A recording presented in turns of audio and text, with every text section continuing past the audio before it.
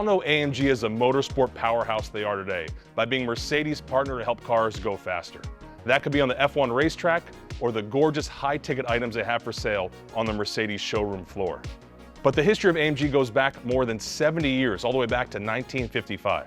The original story of AMG is a tale of death, brutal Mercedes executives, and two German engineers who were once rivals that decide to leave Mercedes, all on a quest to conquer the Autobahn. This is the origin story of AMG and how a Fintail, just like this one, changed motorsports forever. In 1955, Mercedes racing was at its peak after dominating the Formula One circuit for the third year in a row with Juan Manuel Fangio in his W196. Mercedes-Benz had now turned its attention to sports car racing.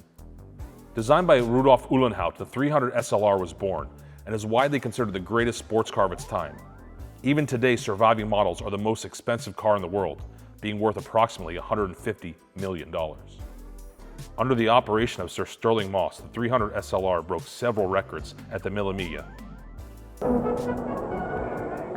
Such crowds, such sunshine, and such passionate enthusiasm immediately suggest Italy. The scene is being set for the fantastic Mille Miglia, the 1,000-mile-long motor race. The people of Brescia regard this as their race and mean to see every minute of it and the preparations. The vehicle's fuel-injected 3-liter straight-8 engine was the most advanced in the entire field, producing upwards of 300 horsepower. The car was also made of a new, super-light aluminum alloy. However, despite the forward-thinking engineers, designers opted for drum brakes instead of the newer disc brakes. To compensate for the weaker braking ability, a special air brake release was created, which created additional drag on the vehicle. Excitement ran high in the stands leading up to the 1955 24 Hours of Le Mans, a race that would forever change motorsports. The race began with usual fanfare and excitement, but on lap 35, disaster struck. Mercedes driver Pierre Levey made contact with an Austin Healey and became airborne, skipping a barrier and making two large impacts in a densely occupied part of the viewing field. Tragically, more than 80 people were killed, including the driver, and hundreds of others were seriously injured. News feeds were broadcast worldwide and without censorship, which caused public outrage. This led to a ban on motorsport racing in several countries, including Switzerland, which was the last country to lift the ban in 2022. Needless to say, Mercedes executives were horrified and appalled.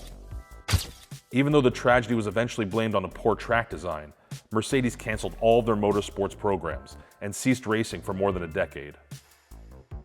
But in the years that followed, along with the birth of the W110, an adventurous and bold Carl Kling, a world-famous rally racing driver, decided to take the 4-passenger sedan on a 12,000-kilometer, 18-day rally around northern Africa. While designed to be an executive-class car to take working families on the large German highway system, the W110 proved itself in the most brutal of conditions. With its reliable engine, robust suspension, and stiff frame, it was a perfect fit for the rally racing circuit. Then, another Fintail won the 5,000-kilometer Argentine Grand Prix with an all-female driving team led by Uwe Rundqvist. With worldwide headlines showing her beating out her male competitors and setting a Grand Prix record, this proved that Fintails were winners on the racetrack. Inspired, two young rival Mercedes engineers now became obsessed with how to make a Benz go faster. Their names were Hans-Werner Aufrecht and Erhard Melcher. Both had ideas on how to maximize performance and often found themselves fighting about how projects should be handled. They decided to put their differences aside when they were asked if they would like to participate in a secret project with race car driver Manfred Scheick to tune a 300 SE, the fastest German car of the time. The goal? To prove a Mercedes could compete in the German Tour Car Championship. The two did so well working together, they felt the need to inform board member Uhlenhaut about this secret after-hours project. An angry but proud Uhlenhaut agreed to the project, but they were warned. If the car doesn't win a single race, you would both be fired. The 300 SE went on to win 10 times in 1965. Sadly, driver Scheick died during a race, which reinforced Mercedes' decision to refrain from motorsports.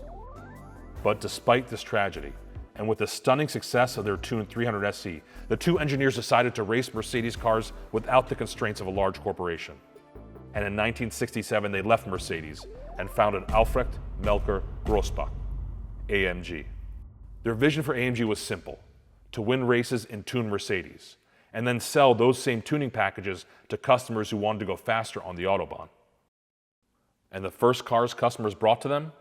A Fintail, just like this one found in our collection.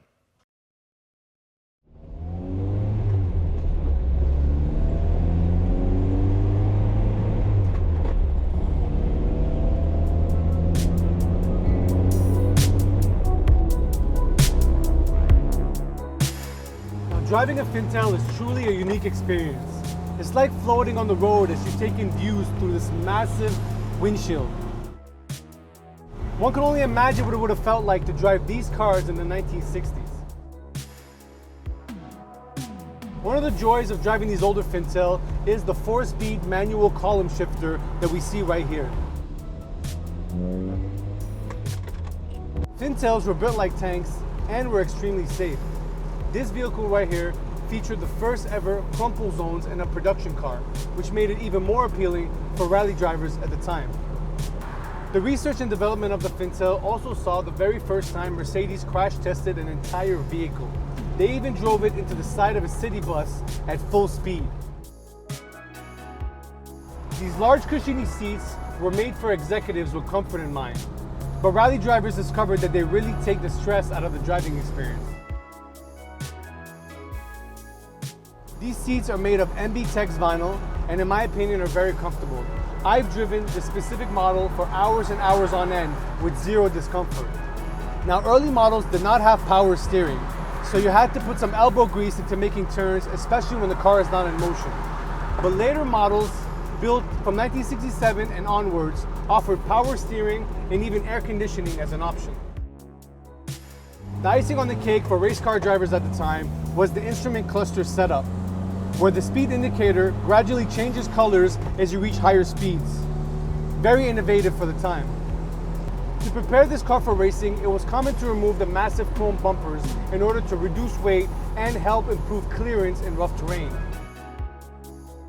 Fog lights were mandatory for proper illumination and twilight racing. The headlights were reinforced with tape, which in the era was to keep the glass intact in case of a lens shattering during a race. It's crazy to think that this vehicle was the model that ignited the creation of the global motorsport superpower we know and love today. So next time you see a brand new AMG on the highway with its carbon fiber, twin turbos, and a lot of horsepower, just remember where it all began, in a Fintail just like this one.